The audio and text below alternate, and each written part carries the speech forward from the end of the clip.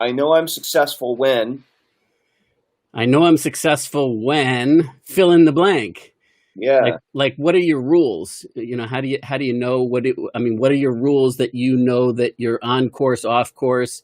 How do you know, how do you judge? Do you set yourself up to have to win with small wins, or does it have to be like this grandiose thing to make it go? You know what I mean? I Like do. Yeah, no, we've talked about this many times, right? And different people like you and I operate differently around this, and there are many other ways of operating that are different than the way we yeah, operate, right? for And so sure. it's a really good question to ask. Good morning, by the way. Good morning. What's um what's going on that's awesome for you right now? Well, it is gorgeous out here, down here, I should say. The weather and for the last 2 days has been like actually enjoyable outside, and up to this point, it's been like at 5 a.m. When we go out to walk the dogs, it's like 80 degrees and humid, and it's like at 5 a.m. But like it's yesterday at 10 a.m. It was like crisp, and it wasn't like cool, but it was like enjoyable. And for the first time in a long time, I actually stopped and enjoyed the day. So that was really nice, and still continues to be. Yeah, I mean, tough to come by in Florida in the middle of the summer, right? A little reprieve from the heat. Like Yep. that's a yeah, it's a rare gem. Right. That's very cool. That's very my mom and my sister both live in Florida, so I talk with them regularly and often have the overheat conversation. Yeah. Is your mom near Sarah, or is she in someplace else entirely? They're both in St. Pete. Yeah. Oh, okay. hmm hmm Um. Yeah. So, do you get up at 5 every day? Every day. My God. It's been that way. I mean, for the last 10 years. And you're how old? Every I'm old. No. I want Uh, to gauge here. God, I'm trying to figure it out. I think I'm 53, or I'm Yeah, going to be I think 53. you're exactly 10 years older than me because I'm 43. So it's been that way for 10 years. So I So need you're to born in start. 77? Yeah. Yeah. So I need to start now. I'm To supposed to start getting up at 5 a.m. now. Well, we started getting up that early when we got our second puppy, and we wanted to walk when it was still cool out. And our second puppy ended up being very, very rigid and structured, and like anything out of routine. So that's really like, he wakes us up if we don't wake up. And so that's Okay. that's So really what it has wasn't created. entirely a choice. It was a choice that you accepted, and then and Right. We could have re-engineered it, but we didn't. but so the puppy was the catalyst, but you and Kathy both get up at 5 a.m. So Yeah, it's a mutual choice to get up before the sun. for sure. Interesting. Yeah. I mean, I've always been an early riser anyway. So, like when I was at the heyday trying to build out, several businesses and going, kind of crazy doing that, I used to get into the office at 3 a.m., between 3 and 3:30 every morning, because I had to, before the rest of my team came in, I had to have like 4 hours of uninterrupted time to get caught up on the productive stuff and be focused before I start getting interrupted and before I have to start putting out fires. And the other thing was that we worked with a development team in the Ukraine, and they were 7 hours later than us. So I had to use that productively, that 7 hours, so that I could give them the feedback that they needed for their next day early on in my day. And then, the next day I would get their feedback early in the morning so that I could then give them what the next steps were in the process that needed to happen. So, Yeah, well, if you were going to the office at 3 a.m., dude, like, no wonder you burned out. yeah, it's funny because I was talking with That's crazy. one of my mentors and partners at the time, and we were remarking like when either one of us left the office and went home before 7 in the evening, it felt like a half day. like we were slacking if we left at 6. No. Well, that's legit though. Like leaving, like leaving before a normal person's dinner time when you're hustling, like that's okay. But 3 a.m. getting into the office at 3 a.m. I don't know. No, but what I'm saying is that we had already put in like a 16-hour day at 6 in the evening, right? You know, so like that was like, oh wait, something's off. We're not hustling enough. And that's how I know, frankly, that's one of my rules now, that I'm off course. If I'm doing that kind of intensity and not, seeing how it's like productively moving me forward, or if I'm not being balanced, then I know that I'm off course. And it's time to do some course correction. And I'll tell you what, it is so easy to be like, hey, my relationship's going good. My family's going good. I'm making money. I'm in good shape. I can work my ass off right now and ignore all that other stuff and everything will be fine. Right? Yep. No. Well, and it's a judgment call. And I think everybody has to make that call for themselves. You know what I mean? Like it's a judgment call. And like lately I've been working 7 days a week again. But it's the kind of stuff that still fills me up with energy. Now, when I start getting Snaposaurus, as I'm sure you can tell. Oh, that's a good one. That's a good one, Joshua. You should start writing from Snaposaurus. I'm not sure people like Snaposaurus because you can channel that shit so well. When my inner Snaposaurus comes out at the house here, Kathy goes into the kitchen and gets me a protein bar and puts it gently in front of me, or sometimes not so gently. Yeah, I wish someone would give me a protein bar when I get cranky. Usually people just end up yelling back. Yeah. Fascinating. Snaposaurus. I like that. So that's a good idea, though. I like the character. Yeah, I think people would talk. I mean, that reminds me of this crazy character. Do you watch stand-up at all, ever? Are you a comedy? Yeah. I mean, first of all, I live in rural Vermont, so like, there's not too much live stand-up. There's like one place that I went to a couple of times in Greenfield, Massachusetts, and it was pretty bad. And I went like did you ever watch DVDs or comedy specials, stand-up? I never. So, like, I know I'm sarcastic and I make funny jokes and like I can be pretty funny sometimes, but I've never. I didn't like my family. Like the family I grew up in, like didn't really enjoy comedy at all, and so I didn't grow up around any type of comedy. I never started watching comedy, and so I never like got into watching shows to laugh for the purpose of laughing. I tend to watch action adventure. I tend to lean sci-fi superhero in almost everything, like or cartoons when I'm watching something. I never even think to watch comedy. Yeah. I'll tell you what, man, there's a real art to a good stand-up in terms of how to read the room and how to, I mean, like stand-up is hard, like to be able to do it well.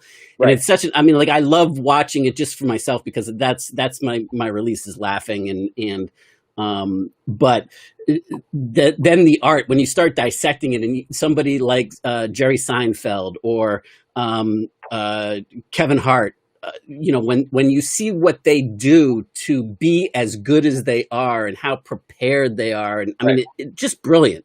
There's the reason why I'm asking you this is something that we talked about yesterday when you were telling me the story about working as a snow bunny or whatever, and the coffee.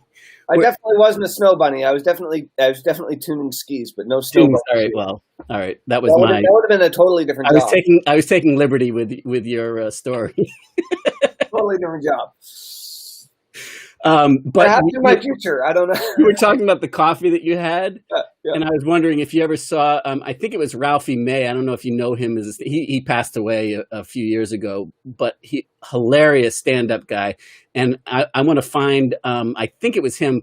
He's talked about going to I think it's called Little Cuba in Miami. and where he wanted a cup of a Cuban coffee. And, you know, like the Cuban coffee is tiny little thimbles full of coffee because it's so intense, so strong. So he had the guy make him like but fill it all up to a full size coffee cup.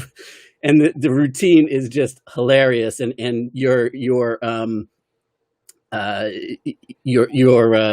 story yesterday reminded me of it. I was going to look for it and see if it was on YouTube that I could find it for you. I would love to check it out. That makes me think of several things. So the first is that I've noticed there's a whole generation of internet marketers. I don't know if you've seen this or not. I like to think of them as the next generation younger than me. And this isn't necessarily about age, but it's about what age, like when they came into the picture, right? Yeah. So this is like internet marketers of Kurt Molly's generation, right? And like a 5 to 10 year like shift, and a ton of them, especially ones that are like hip internet marketers who live in the hip internet marketing cities, end up going and getting trained to do stand-up and start doing stand-up comedy as a way of improving their improv skills, improving their ability to connect with the audience and all this kind of stuff. I'm starting to get interested in it. But like the challenge that I have is I have no problem getting on stage. I found that when I was a kid, I hung out with the drama kids, right? Like in high school, like the nerdy drama kids, right? But I could never memorize lines. For the love of fucking God, I couldn't. Yeah, but you have a process that you follow. I mean, well, I do now, but back then, like learning how to memorize lines and then act from stage, totally at a young age, I was like, oh, I can't act, I can't perform from stage, and so I got over that by becoming a heavy metal singer, right? Where I screamed so loud that no one could understand my words anyway, so it was fine. And then later on, you know, I got trained in public speaking and webinars and teleseminars and all that kind of stuff. And but the thing is that I hate being prepared. Is like the thing that drives me nuts. Like in the case of comedy or whatever, it's like you learn how to drop a joke or a series of things in a way that like you do it over and over and over again until you're a super master. Same thing with like magicians or stage hypnotists, where entertainers, where you're doing the same show hundreds, thousands of times. Yeah. And for me, the whole thing that I like the most is not being prepared. Like the adrenaline rush of not knowing what the fuck I'm going to say in the next couple of minutes is the best for me. So anyway, it's interesting. Well, you know, then stand-up comedy is something that you should probably look into, because the interesting thing, I forget where I heard this just recently, but that I found fascinating is that you could have a kill in front of one audience.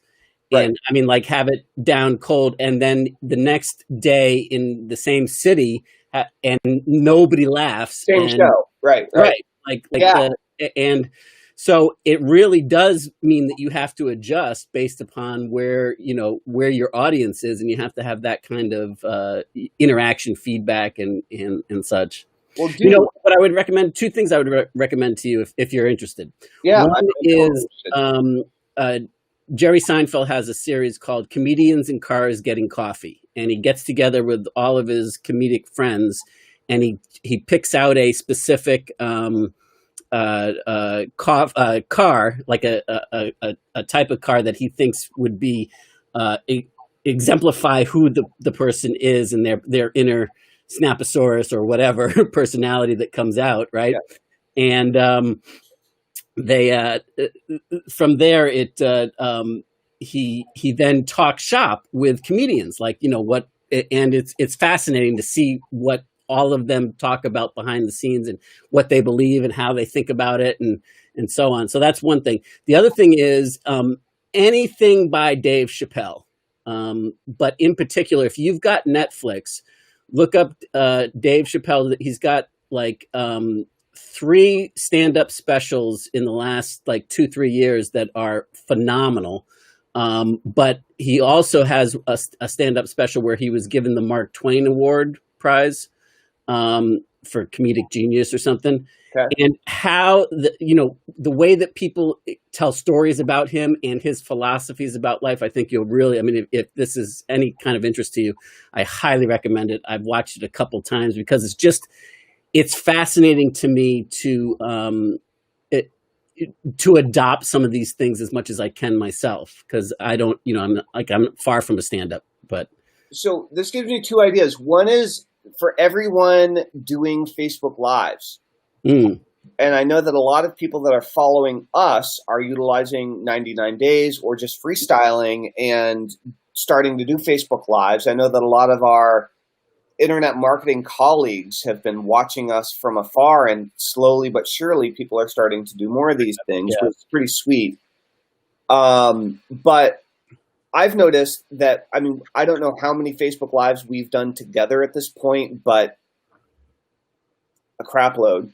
Yeah. And a bunch. For me, I don't know what your experience is like, but my experience is we're getting much better at playing off each other. Yeah. Dealing with the various technical snafus that are they're inevitable, but they come up over and over again, and be able to just kind of roll with it. Right. And the different types of conversations that, like the cadence and figuring out how to bounce off each other better instead of just like monologuing forever and forgetting the other person's there and like all that stuff. Guilty. Right? Totally guilty, right? But do you know Good Mythical Morning? No, not familiar with that. Actually, would you do me a favor? What? Can you flip a switch and turn on your funny background off your green screen and see what happens? At the half point? Yeah. All right, let me see. Like maybe that weird bubbly one or something. I was thinking yesterday I wanted to see what it looked like, and I didn't mention it. And I was thinking even today. That one's a little cheese ball. Yeah, I did. I was trying to pick one. Oh. It's funny because of your shirt. The dollar bills are floating on your shirt a little bit. And there's one like trying to peek through your third eye too. That's give me a good one, and then I can adjust this better. Yeah, see now I got something in the middle of my forehead. That's right. That's right. That's a little bit better. You're going straight into the matrix with your pineal gland. Yeah, and if let's see, can I? No, I can't adjust that. Wait, if I do this, then I'm like your arrow going through your head. That's right. That's exactly. That's perfect. That's perfect. So, so there's these 2 guys that were like best friend, and my son watched this for a long time. Torger watched this for a long time. Tell me the name of this again. Good Mythical Morning. Good Mythical Morning. Okay. It's a YouTube channel. It's 2 dudes. They're best friends, like growing up, and they just have an absolutely hilarious YouTube show. And they sell all sorts of Good Mythical Morning merch, and they do all sorts of stunts and pranks and just weird shit, and they talk about bizarre stuff. It's not really for our generation. Like, it's definitely geared to a younger, more hipster, whatever, like younger than me, like people in their 30s, I think, or younger. Okay. But they've been going forever. And I just realized that we could probably benefit from watching some of their shows and then learning from some of their banter, because there are a bunch of wildly successful YouTubers who have screen things and are definitely more entertaining than we are right now. Well, yeah, I mean, I don't think our first intention is to be entertaining, more to provide insights and to interact. But I'm all for getting better and having better stage presence and getting engagement better for sure. Speaking of which, my buddy John, I don't know if you remember John Zakins, but he turned me on to a YouTube channel called No Life Shack. And he's hilarious. This guy reviews music, and like you should hear him though when he hears like what's the Leonard Skinner? Is it Freebird? What's the? I think so. I don't know. I'm not much of a Leonard. So I watched one of him do, like some classic rock stuff. Yeah. I mean, he does a lot of everything, but he's like, that was, like he stops he plays the video and he listens to it, and then he hears a lyric and he stops. He goes, "Man, that was deep. Did you all hear that?" I mean, like it's hilarious. I got sucked into that for like an hour and a half one day, and I was like, "Thanks. That's like 90 minutes that I'm never going to get back in my life." That's right. That's right. Well, I mean, but here's the thing, though, right? Is when delivering education, when solving problems, when talking, when helping people, you can be boring as fuck and completely deadpan and completely non-emotional and connect with almost no one except people who are exactly like that. Or you can be engaging, entertaining, interactive, right? And connect with people on an emotional level. And so what this brings up for me is, hey, maybe comedy improv would be a thing for me to get good at, but more specifically, I think about all of our students who are doing 99 days videos, who struggle with perfectionism. Yeah. So is there anyone that's watching right now that's ever tried to live stream that struggled with like wanting to have everything that you're going to say figured out before you go live and finding that you spend days, hours, some people weeks, some people months procrastinating and not ever turning on the camera because you want to have it be perfect before you go? This is a very common struggle that many people have that haven't trained their brain how to do this more on the fly, like in a live conversation, right? Yeah. Improv is awesome for that, for sure. And the thing that I really love about improv is the yes and. Like the whole job of the team of improv is to take whatever somebody says and never go against it, never go backwards from it, but always go yes and plus it, and then move on from there. And so it becomes even more outrageous. Yeah. Right. Yeah, it's a good attitude to have when you're in a conversation with someone, especially if it starts getting a little tense. Carl says that not so much. He's off the cuff. Yeah, awesome, man. I think that's great. And also the, like my, as you well know, Thelma, my affliction with being on camera, more so than anything else, but is that the way I came up with is having to figure out how to get good in production camera work, like being good on camera, shooting infomercials and or creating products with multiple takes and all sorts of, studios and green screens and lights and, two cameras, three camera shoots. Where being highly polished was the industry expectation. Yeah. And it's a different environment, like everything's different, but, my style still is very much to be as I hope, even in that environment, connected and one-to-one as I possibly can. But what's been awesome with doing these lives with you is that, I agree with you. We're getting into a rhythm, and I feel like we're getting better and better, but there's a comfort now. Like it's just like everything improves with age, but now I'm more concerned with getting, the time to work through ideas so that I can present them clearly. And I'm okay working through them with you, when they're completely muddled. Right. and figuring it out as we go.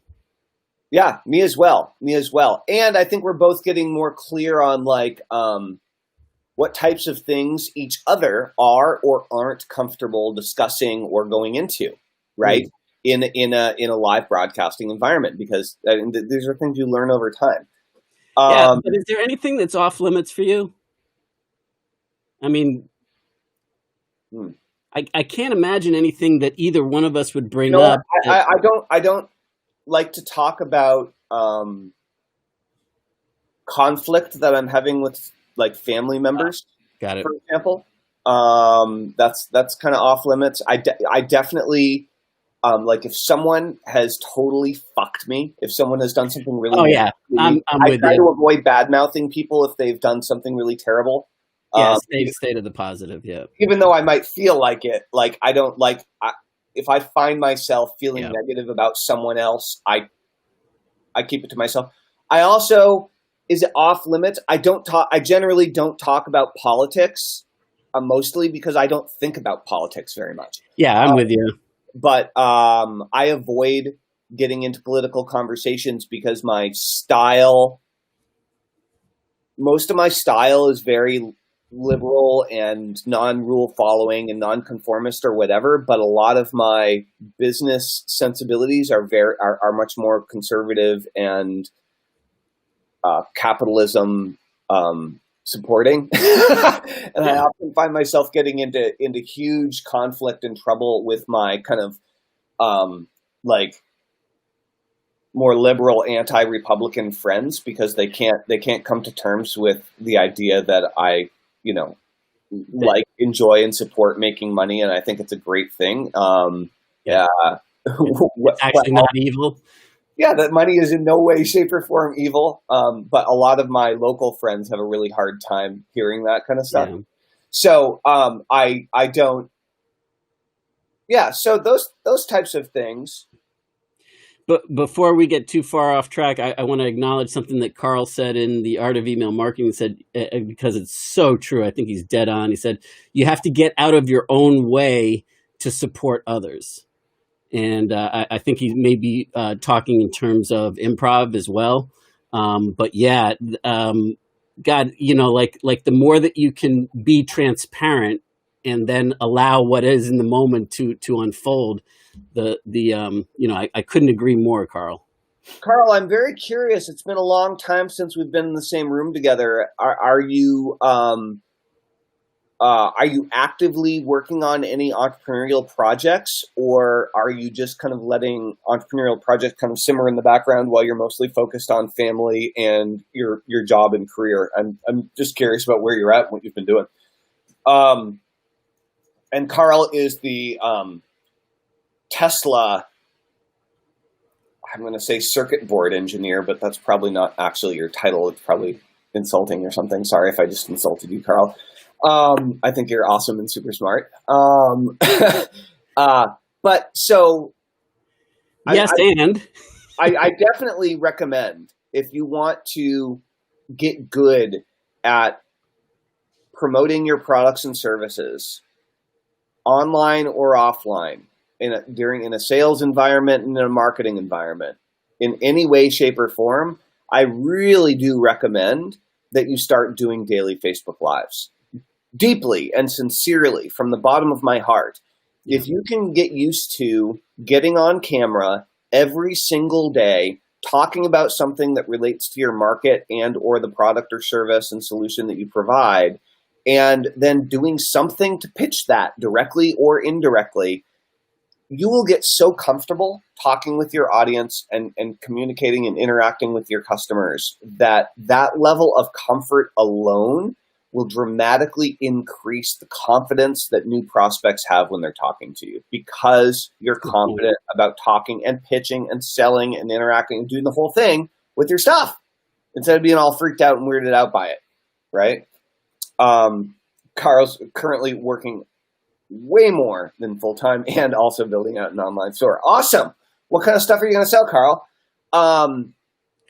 And let me ask you, because you asked me in the beginning, how do you know when you're being successful? What are your kind of established rules around it for you?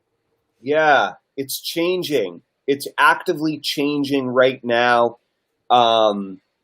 As you all may or may not know, I'm riding the divorce train at the moment and going through that whole, physical, mental, spiritual, emotional, financial upheaval process and reconfiguring my life, and, I have 2 kids and the whole thing. And so a lot of my priorities over the last couple of years have been really changing.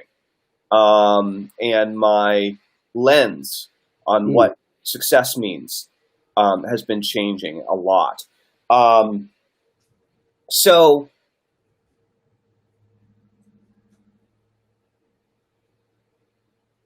This is interesting.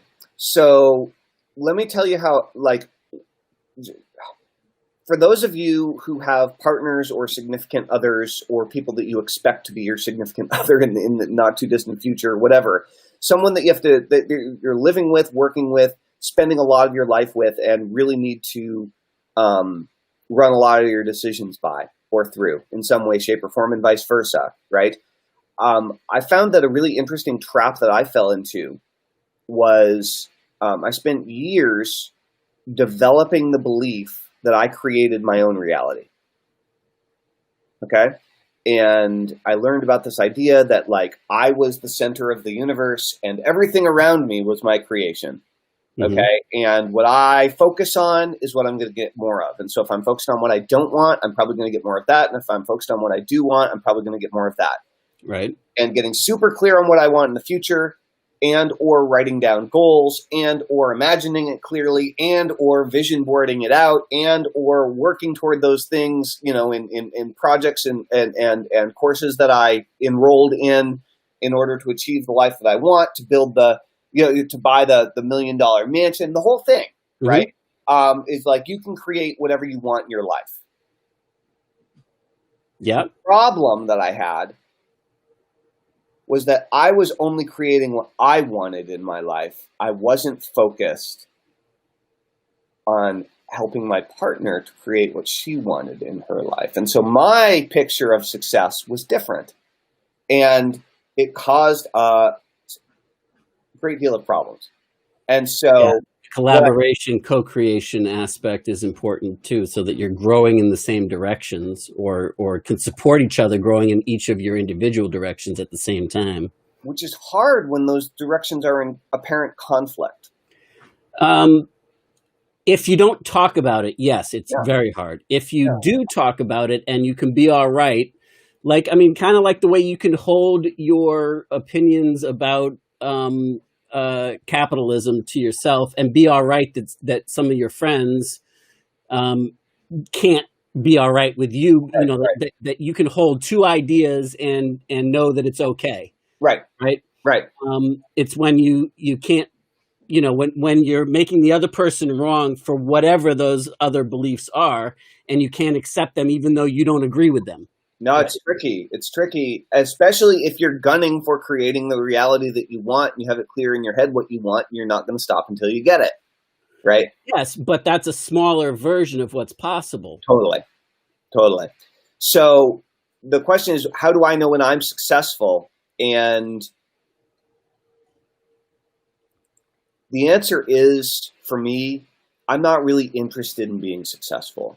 I'm interested in striving for success. I like the challenge. I like the process of trying to scale the unscalable mountain, whether or not I make it to the top, and being engaged in that process. So your rule around success that is pursuing something, but what is it that you like? You can be pursuing things that you're not, that aren't fulfilling to you, or aren't don't meet with your definition of success. So, like, what is it that you know? How do you have it in your mind that, or in your heart, that the pursuit is something that is exciting you? That is something, you know, like what is that? Yeah. So the interesting thing about I've been doing I've been attempting to develop some discipline around journaling. And it's been very challenging for me. And in doing that, I realized that one of the things that I love is adventure and exploration. And so as I've gotten older, and as my kids have gotten older, I've started taking less risks with my body. Now, I was never an extremist in terms of doing really, really, really crazy shit that would probably kill me every time. But, you know, I've jumped out of airplanes a bunch of times, and I've done a bunch of cliff jumping and rock climbing and caving, to, you know, so not super extreme, but pretty extreme.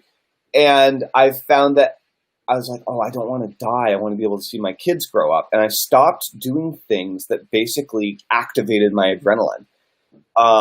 And what happened was, slowly but surely, I got depressed. When I wasn't actively doing things that would scare the fucking shit out of me in some way, like really, like to wake everything up, like my excitement around life started to dwindle. And so I've realized that it's the pursuit of the adventure, the pursuit of the exploration, that is what actually makes me happy. And I personally can do that by jumping out of a plane. Or I can do it by trying to win a launch, right? But just working on the day-to-day business and slowly but steadily working toward a given financial goal in the business, it's important for stability and financial well-being and the well-being of your family and all these types of things. But it is boring as shit for me to operate in that environment. And so I'm currently trying in my personal life and my business life to stack up adventures that will grow the business on a consistent basis, but also feed my need for the adrenaline rush, really, I think. Yeah. Well, it's interesting because we have a lot of the same things in common. I mean, with your Futuristic is your number one strength, I believe. Mm-hmm. It's number two for me. So like everything that you were saying about like that adrenaline rush and getting depressed by not having it applies to me, but not in the form that it applies to you. Mm-hmm. Like to be running a business for the sake of running the business, or to say that I want to build $100 million a year business or whatever, like, okay, but that is not at all what drives me. It's that, it's that creating from nothing space. It's that, the future that I can see and touch in my mind, and that hasn't ever been for myself or for anybody for that matter, that I can somehow, pursue pulling into the present and making possible. That jazzes the hell out of me. That pursuit of that. And frankly, one of my weaknesses is also that, where like just the act of moving towards it and putting roots down, in my mind, I'm already experiencing it. So sometimes I stop there, right. It's like, okay, I'm done. I already lived that. Like, what's next? Yeah, no, it's very interesting. And, for me, I mean, as I get older, like certain things become more important, certain things become less important. Like things that used to be a big deal before are no big deal now, whatever. But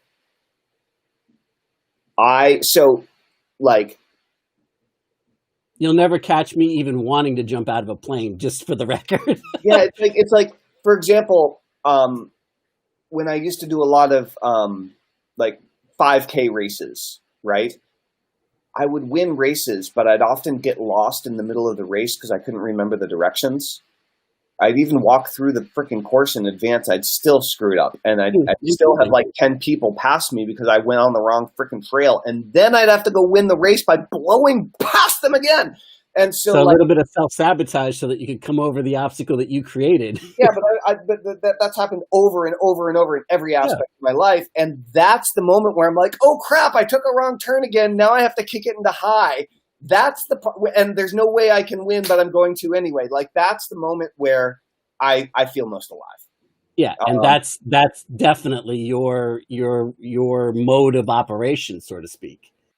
Yeah, and it can really, really suck for family members and business partners sometimes if it's not put in check and there aren't systems in place to help balance it out. Well, and also, I mean, one thing that I would just recommend is that as your team building, beyond me and our partnership and what we're doing, but as your team building to round out the unique ability team of your choosing, make sure that they have the autonomy to be able to run without you pulling them down so that you can still live in that space and do your stupid human trick, but it doesn't screw with them. It doesn't fuck them up so that they can still move forward with what you set in motion for them, That's right. Yeah. Jacqueline just said, adrenaline junkie, not easy to maintain as you grow older. Yeah.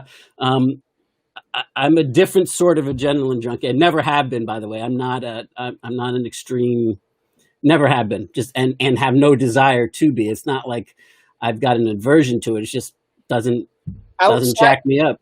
outside of business, do you have any outlets for that give Nope. you that lift? Nope. That's, you know, it's funny because when I joined Strategic Coach back, I don't know, guess it was like maybe 2006, something like that, early on, into Joe's 25K group. I really liked what Joe was sharing from Strategic Coach. And so I joined. And the one of the main things I joined about was because of the concepts of actually having free days, focus days, and buffer days. And but what I discovered, and I remember Dan asking me, because we were partners at the time, and he was wondering why I joined Strategic Coach and what I was getting out of it. And I said to him, well, the first thing I learned is that I'm really fucking boring. Because like on your free days, you're not supposed to think about business. You're not supposed to talk about, you're not even supposed to read anything that's business related, right? Like you're supposed to completely unplug from that and be, you know, totally present in fun stuff. That's right. I was bored out of my mind. Right. Because I didn't, like, all my reading that I did up to that point was, you know, like nonfiction type stuff. Right. Or fiction based with the moral of the story is blank, you know, for something that I was trying to work on with whatever, you know. Right. And so it was very eye opening to me to notice that. And since then, I haven't gotten a lot of hobbies, but what I did start doing regularly that I really enjoy is meditating, and you know, and really going inside and dealing with some of those inner demons that were running my show unconsciously that I didn't know about, and so there's a little bit of that I do, and you know, to that end. But yeah, so yeah, but I don't have any hobbies. I don't have any. I don't really have any interests other than my dogs. You know, that thrill me, and dogs in general, and like anytime my buddy John tells me about the personality of a breed, and you know why some breed was bred for certain things, and they are trainable underneath this way because of the you know, their instinctual breed that's you know, generational built into them. That fascinates me. So like that, yes. But I really, you know, I enjoyed skiing several years ago, but now I'm concerned about getting injured because like I can't fall down and get back up now, and work, you know, like that type of thing. So anyway, I don't know. That's probably something for me to get back to considering again. Cool. Maybe you should take up spoon bending. Maybe I should. Maybe I should also do some sort of improv or stand-up training or something. Dude, I would totally do that with you. Do they have a virtual thing, or is like their boot camps? Well, I guess we have to find that out. Corona. Like, if a stand-up comedian can't figure out how to like shift gears into a virtual training and improv a little bit, I would be shocked. I'm sure there are probably a bunch of like workshops that are happening. If we looked around, that's a good idea. There's probably something on Masterclass.com too. I bet. No, I bet there is. Yeah. Probably or some of the other. There's probably some stuff on some of the other like whatever mega info product library sites. You know. That I do like also. It's kind of related to business, but I really enjoy. Hey, I need you to monologue for a minute. My coffee just caught up with me. I have to run to the bathroom. I'll be right back. Unaccustomed as I am to monologuing and being alone on with my thoughts and just keep on rambling. So Jacqueline says, Tellman, bend some thick metal bars like prison bars or something like that. Anyway, what else? Let's see.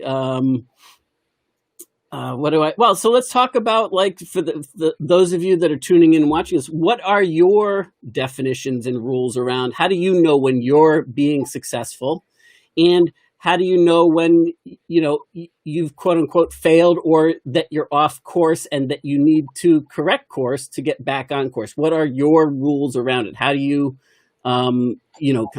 interplay with that? Do you have any definitions of what it means to be successful in your mind? Do it. Yes. Prison bars, you mean? Yes, Jacqueline, or what do you mean? Benson thick metal bars. By the way, I don't know if you've heard us say this, but Joshua and I have been keeping an eye on your live streams, and you have really upped your game. You've really stepped into it. You're I don't know what happened, but I'm interested in hearing, like all of a sudden you went, like, you were very consistent and you were doing tons of videos and you were getting pretty good stuff, but like all of a sudden you seem to upgrade, like, your lighting, your background, your style, your attitude, your vibe, your, like, everything all of a sudden just went pop, and it just seemed like the quality of the videos that you're making just all of a sudden took it to a whole nother level. Was that a conscious choice? Did it happen organically, or did you, like, how did that happen? Right. That's what I want to know, is what made the shift where you basically went from amateur to pro with your style. And I want to know, was it just time in the saddle, or was there some intentional thing or some life situation that sparked it? Yeah. Yeah. Or do you even know what the heck we're talking about? Is it just the same for you? What's the deal? So, I love what Carl said about his definition of or his rules around how he knows he's being successful. If I'm helping others while it helps me, that's successful. Awesome. I love that definition. And I love how Jacqueline set it up to be successful, because that means that you can be successful everywhere. If I'm breathing, I am successful. It's the journey. Awesome. Because that, then you're always winning, right? It's the small wins in life. So that, I think it's at least for me, I don't know if everybody experiences this, but it's a push-pull, right? Like, as an entrepreneur, I'm driven and I want to have lots of goals to pull me through. And so but I also want to be able to enjoy the moment and set myself up to win right now, today, and be happy where I am in the moment as I'm still pursuing something bigger, something more powerful. So that, and I sometimes find that when I get too dialed into being, I shouldn't say happy where I am, but comfortable where I am, and not, like I think the trick for me is to be okay wherever I am and enjoy wherever I am, but always be eager to expand into more, whatever that looks like and whatever that means. But where I am right now is cool. Like, right. I'm not broken. I'm not incomplete. I am perfect right now. And also I'm expanding, and I can't wait to go to the next thing, so that I don't get too, like, if I'm not reaching for something, that's when I get depressed. That's right. That's right. Yeah. Agreed. Complacency is the worst. It's the worst. But it's nice to not be complacent, but also not have a chip on your shoulder. Right? Good. That's the trick. Otherwise, you get really grumpy and nasty, and you're just like, this sucks. We have to get to this better place. But nobody wants to get judgmental, because now it's like there's right and wrong, right? Right. It's very interesting. So, guys, if you are enjoying what we're talking about here, if you know where you're at with your business, but you really want to get to the next level, you want to expand to the next piece, you might want to consider this idea of a platform. So I learned this from Joshua. Joshua, I don't know if you learned it from someone else or if you just learned it through the experiences that you went through, but the idea here is that if financially speaking, if that's a big piece of what success means to you, is to be in a better position financially, to be making more money than you're spending, and hopefully to have income sources coming in that you don't have to work in every single day of your life in order to keep the money coming in. That's called a job, right? To have income producing assets as an entrepreneur, as a business owner. If this idea of You could call it multiple streams of income. You could call it passive income, but it's not entirely passive. Having these little, well, what we're really talking about. Can I give an example from your business model? Yeah. Like there's two types of continuity type income, reoccurring revenue streams, right?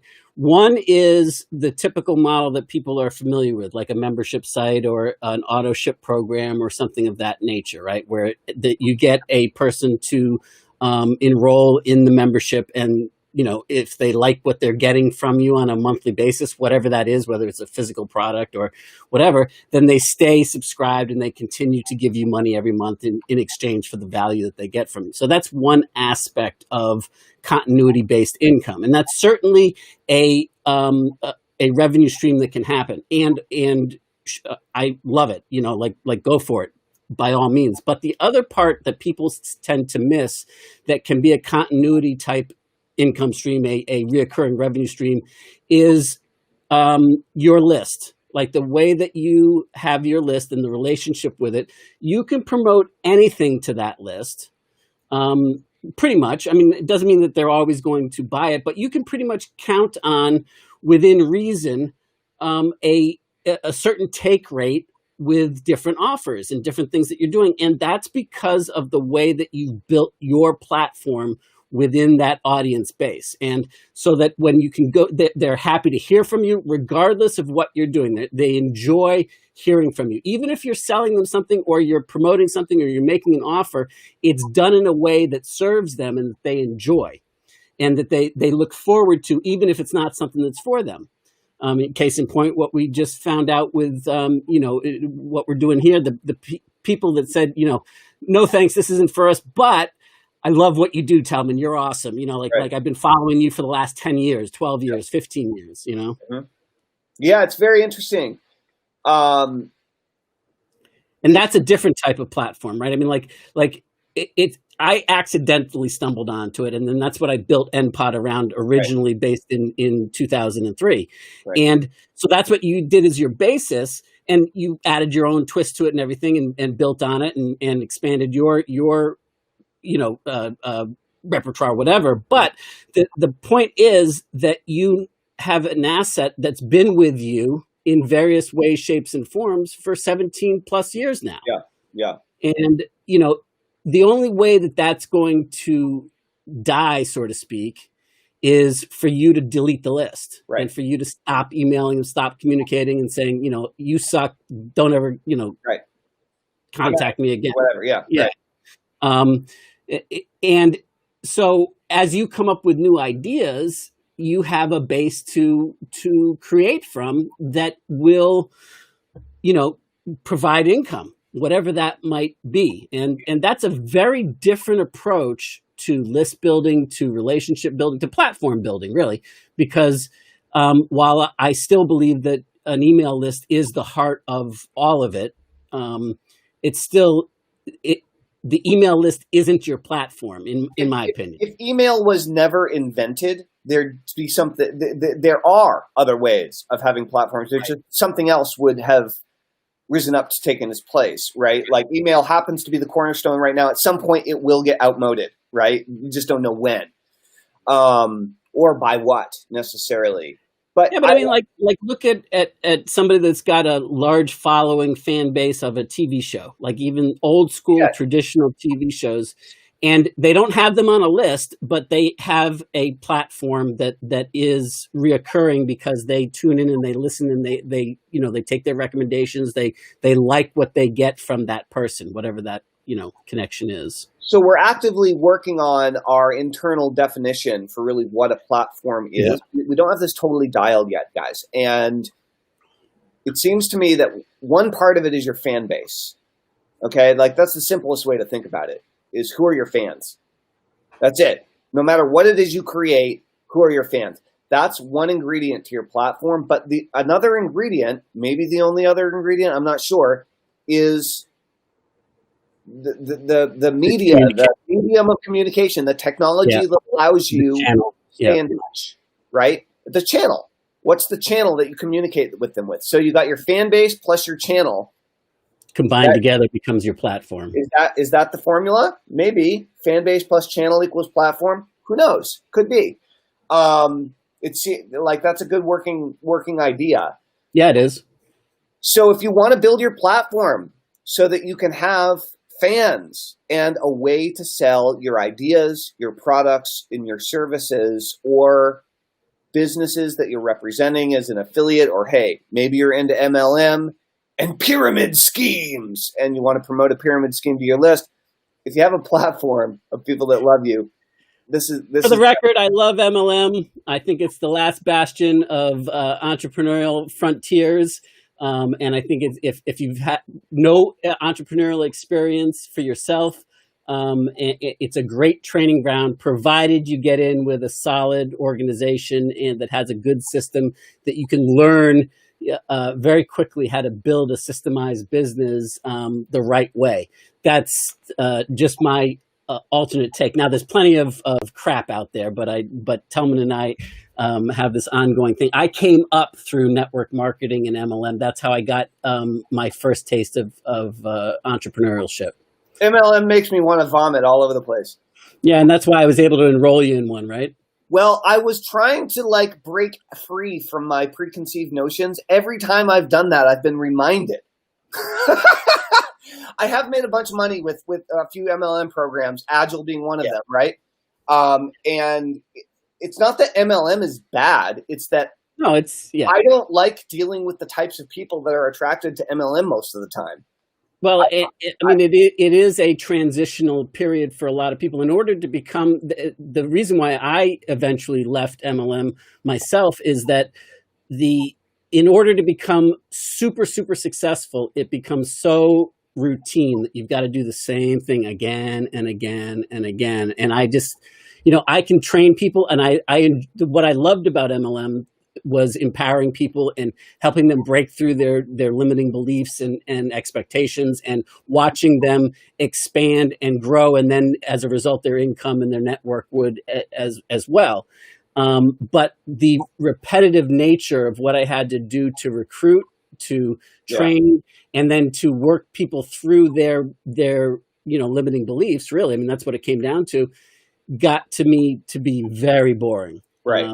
Not to say, but there's people that thrive in that environment, and that's what I would call kind of like a business in a box type. It's very close. It's like a starter franchise. It's like if you want to buy a franchise but you don't have the money, start with MLM. It'll give you a taste of it. And if you're willing to work your ass off, and you're smart, and you're willing to push through your limiting beliefs about talking to people and selling and how much money you're worth and all that kind of stuff, MLM can be a great springboard for a lot of people. I know. And if you pick the right organization to be a part of that actually builds in a systematic way rather than transactional. I'm friends with a ton of people who became wonderful, amazing, incredible internet entrepreneurs who started with MLM. Ton of people, So it doesn't mean MLM in itself is bad, but there is this really great Teen Titans episode called Pyramid Schemes, and it talks about the mummy money. It's very fun. They have a whole song. Got Robin and Cyborg all dancing around talking about pyramid schemes. It's really good. You should check it out. Muhammad, I agree with you. And also, if you don't have the confidence to start from scratch and build something yourself, and you want to get in, there's no better proving ground to have that if you find the right one. Now, everything that you just said, the negatives, 100% accurate in my opinion, my experience, as well. And, if you have the confidence and you have the skills, the capabilities to build something on your own, then in my opinion, you'd be crazy not to, because then you own and control the whole thing and you set the direction and tone. But there are different, types of business for different reasons and different stages of your life. And it's just, I've used different types of those things at various points in my life to help me go from one to the other to the next. And but I agree with everything you said. And also, it just depends on what stage you're at, and if you're looking for, if you're the type of person that has to have somebody holding your hand in a learn by doing, atmosphere, and you don't have yet the skills or the confidence, then network marketing, provided that you're in the proper organization, the proper team, the proper upline that has the proper tools and support, then yeah. And of course the proper company and all of that. Yeah. And go ahead. I was just looking what Gene added in there and about training and a great place to learn and I mean, if nothing else, it's fun to be around positive people and that are trying at least to expand their awareness, even if they're not successfully doing it yet. If you're in that state of mind where everybody else around you up to that point has been negative and not in favor of what you're pursuing. Yeah, it is cool that way, especially if you don't have any kind of entrepreneurial support from your friends, family members, colleagues, coworkers, etc. MLM and MLM type businesses. I mean, I remember some of my best sales experience came from selling Cutco knives door to door. Is that an MLM? I'm not sure. That's direct sales. That's direct sales. But it's very similar, right? Yes and no, but yes, I hear what you're saying. I worked for another company for a little while that definitely wasn't an MLM. It was called skicoupons.com back before I did anything with my own stuff online. And if you enter those types of environments with the attitude of, okay, I know I'm not going to do this for the rest of my life, but I want to learn some skills around selling, marketing, making money that I don't currently have, it's like godsend, as long as you can tolerate it. And personally, like you mentioned about the repetition and having to do the same thing over and over again, like I get tired of that, I think, a little faster than you do, maybe. And so, yeah, following the rules and going like through a series of steps and doing that same thing 100. Yeah, I can't do it. Can't do it. But a lot of people can, and a lot of people can crush it in that environment, And so it is a great way to learn lots of skills and then lots of personal development stuff for sure. Yeah, Carl said he did over 50 different MLMs, some huge wins and some bombs. I hear you, man. That's right. Myself as well. That's right. It's an interesting, I mean, like I needed it to get my confidence underneath me. Like I had all these ideas and all these things but I didn't ever pull the trigger all the way through. Right. And MLM was the first thing that I actually, and there were plenty of them that I didn't follow all the way through on earlier on, but then I decided to. And the one thing, when I met Randy Gage and became good friends with him, that really gave me a different perspective about network marketing is that, generally speaking, depends on what type of network marketing you're in. People that are superstar salespeople type mentality, they do shitty in MLM because it's not a selling environment. It really isn't. It's a educational type environment. It's a systematic environment. It's really what it is it's teaching teachers to teach. And once you go 3 levels deep on teaching teachers to teach, then it's leading leaders to lead, really. I mean, that's what it comes down to. But if you focus in on selling the product or selling them on enrolling in the opportunity, you are stuck trying to convince somebody rather than enrolling them to be enrolled in working the business. And that's the difference, because in order for you to become successful in network marketing, it's not enough for you to sell the products and to have a success and to be good at what you do. You have to be able to empower other people to not only do the business, but actually empower other people. And that's the only way that that you get the gift of true, geometric growth and like income for life from a network marketing type business. Otherwise, it's as transactional as it gets and sucks because it's not designed to give you a lot of money for your direct efforts, right? It's designed to give you a lot of money over time as the geometric growth of the organization comes into effect. Well, and that's where the platform piece happens. So people that always rise to the top in network marketing companies, right? They have a platform. Yeah. And these days, more and more people have an email list, have a Facebook group with a following, right? And have multiple different channels that they're communicating with their platform on. But 10 years ago, often people didn't even have an email list. They just had their personal address book in their Gmail account or whatever, and everybody's phone numbers on their cell phones. And that was their platform, but they stayed in touch. And so if you have a platform of thousands, tens of thousands, hundreds of thousands of people who are fans of you and your work and who look up to you as a leader in some way, shape, or form. They like hearing from you. They want your guidance, and they're interested in your help in solving their problems, in particular around money and business. Probably, right? Maybe you're a musician and that's and you're playing music and you're trying to build out your platform. Or maybe you're a healer. Maybe you're an acupuncturist or you're an herbalist, or you're a psychotherapist and you're looking to build your platform because you want to become a best-selling author.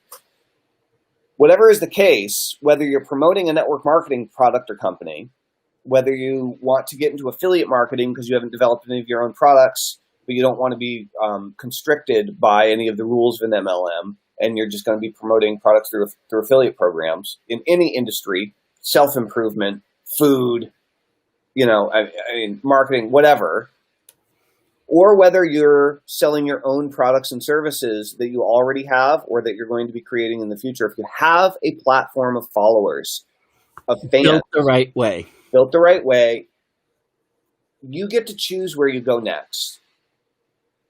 For sure. You're not limited by, you have to take this crappy job or you have to be stuck doing this one thing because you have a platform. So if you're interested... And you're never limited by any one set of rules. When you have your own platform and your own connection with that platform and communication channel, you're never limited. So, like, for example, just to go back real quick to the MLM example, most MLM companies do not allow advertising. Right. It's against their rules and regs. However, you can build your own personal brand and your own personal platform following, and then once you can, there's no law that says you can't direct people into your MLM based upon your platform. And the same thing applies with, affiliate marketing, your own product development, whatever, joint ventures, partnering, whatever that might be for you. There isn't anything that like you mentioned authors. So many people think, well, if I write my book and it becomes a bestseller, well, that's a crapshoot. Right? Maybe it'll hit, maybe it won't. And guess what? Even if it's awesome and it's the most breakthrough, phenomenally written book that's ever, it still has greater than a lesser chance of success than, like you might as well buy the ticket to the lotto anyway and assume that you're going to win that before that happens, even if it's outstanding. Right. However, if you start with a platform and you have a following first, even if you've never marketed to them, when you start to release your book and you have a following and you have that platform of which to communicate with that following and the fans, you release your first book, you make it a bestseller because your fans make it a bestseller for you. That's right. Anyway, right. I know you're trying to bring this to a particular conclusion, and I keep on opening the tap again. So I will shut up now. Here's the short version. If you want a platform, type platform into the comments. If you like this idea of building your own platform so you have the freedom to go with wherever you want to in the future, type platform into the comments. Joshua put together something very cool for you. Okay, and it's a business platform assessment that asks you a series of very thought-provoking questions that will get you thinking about this idea of having a platform and whether or not a platform really is the right thing to help you get your business where you want it to go. It will give you a ton of insight. It takes about 5 minutes to go through it. Do you have the link? I don't. Because we don't have a direct connect to it. All right, great. So what would be great, just type platform into the comments if you want to take the platform assessment. and then shoot either Joshua or I. Do you want me to find it and just do a direct link to it, or? Sure. Yeah, let's do it. All right. So type platform into the comments, and then shoot Joshua or I a private message letting us know that you want the platform assessment, just to make sure that we see everybody's. And we'll send you a link, and then Joshua never monologues. Ha ha ha ha. Who said that? I think it was probably Gene. That's funny. Yeah, it was totally Gene. All right, and Carl said platform, and Jacqueline said platform. So yeah, anybody else who wants to chat platforms, type platform into the comments. We'll send you a link, and we'll drop one into the comments as well. And after you take the assessment, we'll get back to you with the next steps. All right, so do you want me to paste this in, or you want to just give it to people personally? I think we can paste it in this time. All right. Let me do one thing, and then we should be good to go.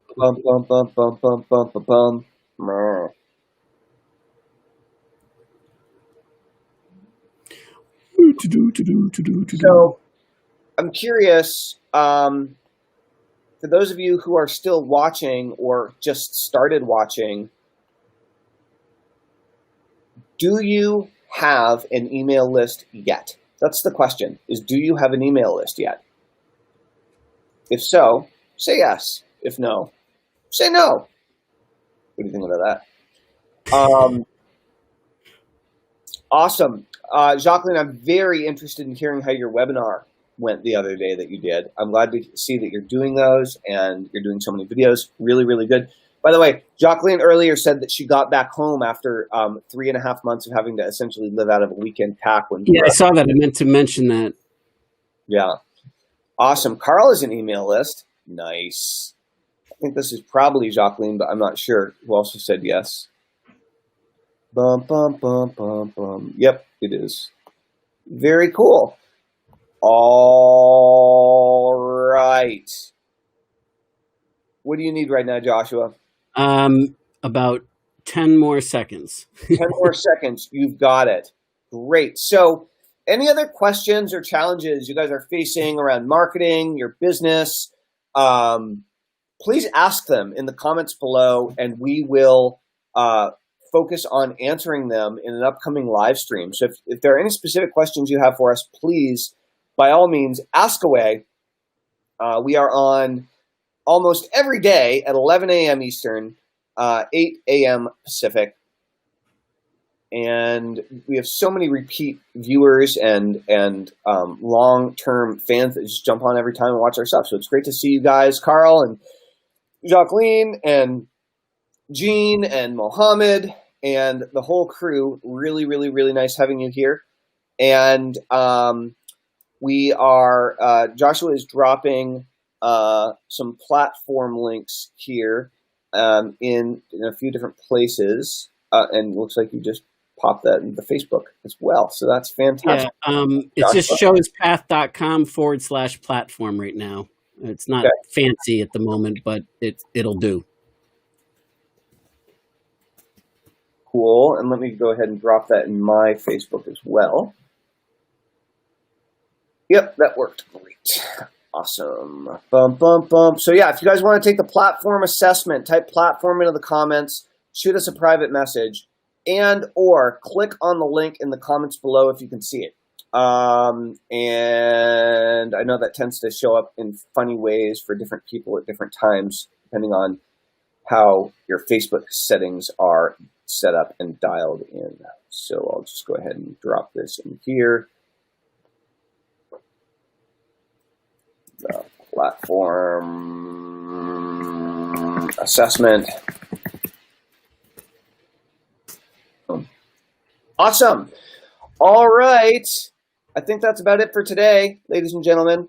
Yeah, boy. What I think this must be Jacqueline. What platforms? I need to redo my website, get off one shopping cart. I think I'm really still stuck with all the tech. All right. Well, we'll talk about that. Platform is different, Jacqueline, than at least what we're referring to as platforms is a bit different than what you're referring to as a platform of exposure.